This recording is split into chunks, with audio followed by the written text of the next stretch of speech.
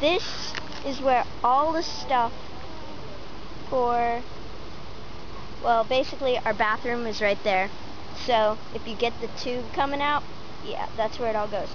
This morning, while I was sleeping, it started spewing out. How disgusting is that? And they built a little roadway for it to go all the way into the creek. How disgusting is that?